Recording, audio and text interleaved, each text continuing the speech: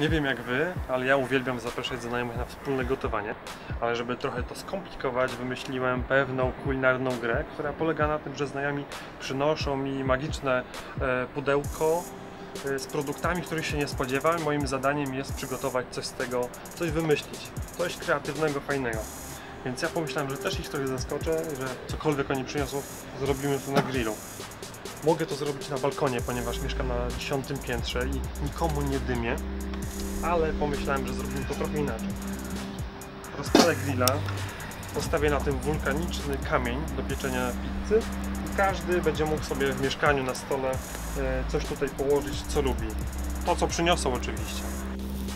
Mam nadzieję, że straż pożarna do was nie przyjedzie. Jak coś, to nie pokazujcie mi tego filmu. No nie no, długo się nie widzieliśmy. Co wy tutaj macie dobrego? No popatrz. Krewetki, wódka, ziemniaki, mięso. Będzie dobry grill. Będzie grubo.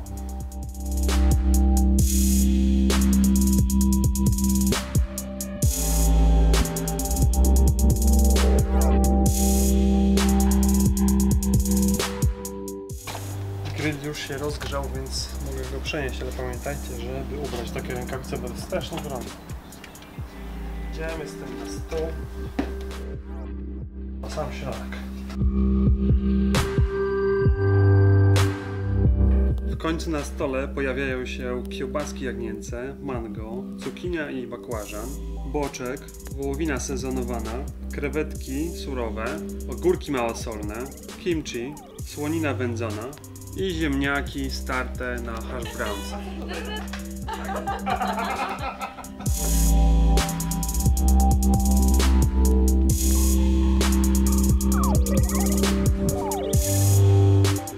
Mogę narysować tutaj penisa? No, już chyba ci mówię. Musimy natłuścić ten kamień wędzoną słoniną, żeby nic nie przewierało. A będziesz miała z włosami krewetki.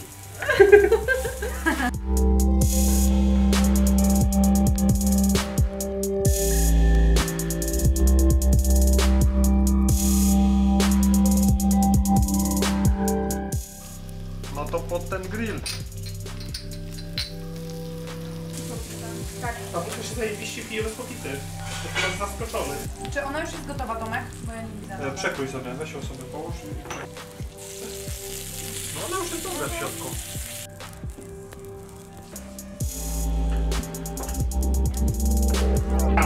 Boże drogi!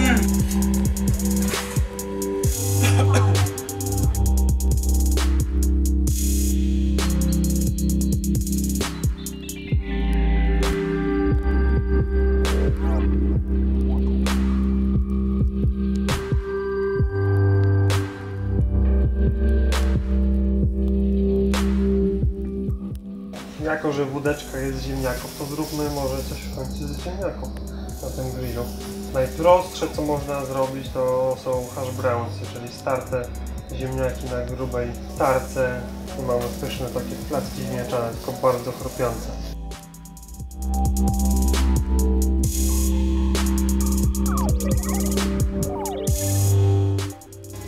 No dobra, hash brownsy są, ale trzeba to jakoś przyprawić, na przykład najlepszym polskim kawiorem z Jesiotra. Proszę bardzo. Tyle wystarczy, co? Myślę, że tak. O Jezu, ja bym to zjadł tak, że jak zło. Do zobaczenia w kolejnych filmach.